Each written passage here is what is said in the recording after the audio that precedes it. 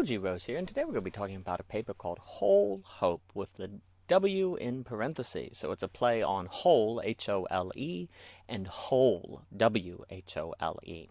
And the basic idea of the paper is that there's generally speaking, two kinds of hope. There's a hope that's based on the absence of reality, the absence of experience, and there's a hope that's based on the actuality of reality and experience. One of them, the whole, where there's a lack of reality, tends to be idealistic, unrealistic, perfectionist, while holistic hope, W-H-O-L-E, is based on what life is really like. It's realistic. It's not idealistic, and it's not based on projections. It's based on truth.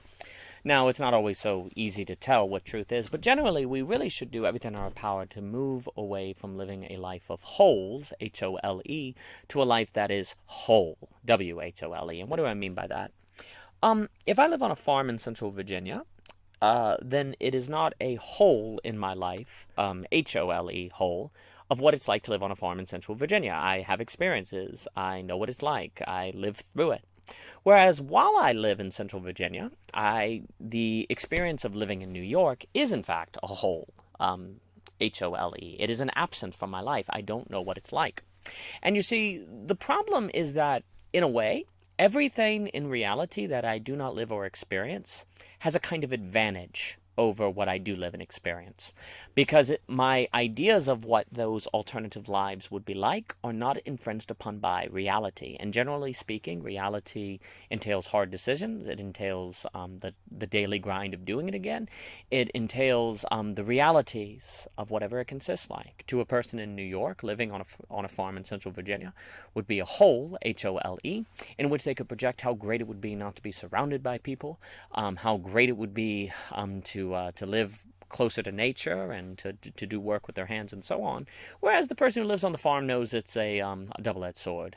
You're cutting grass a lot. You have to do the work of the farm. You're not close to a store necessarily.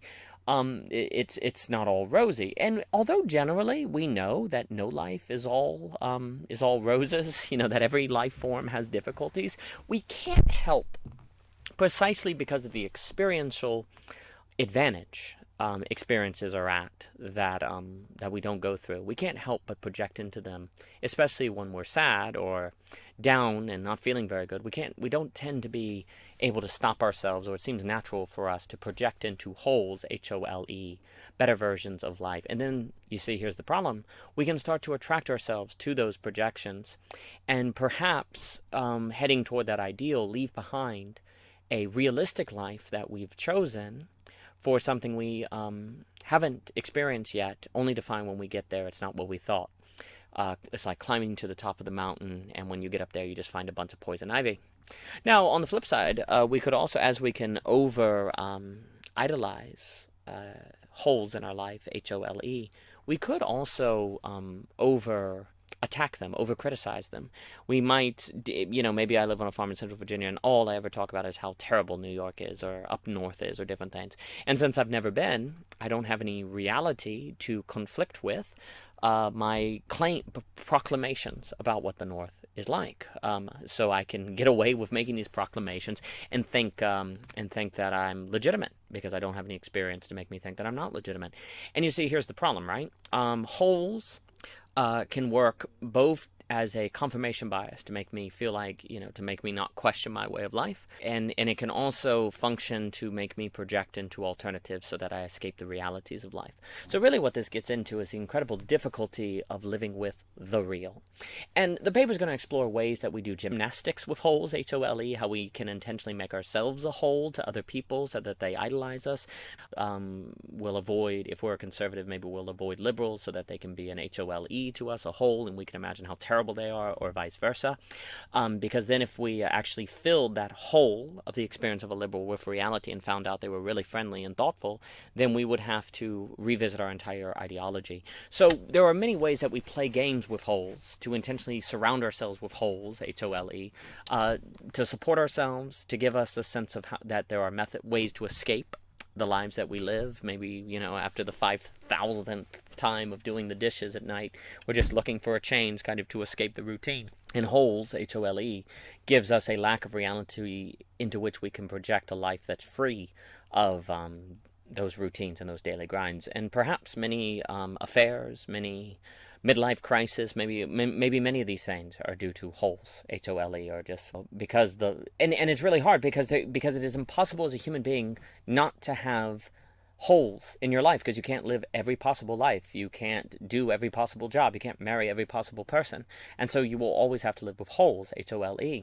and so there will always be the possible temptation of trying to avoid the real of one's life or oneself or others.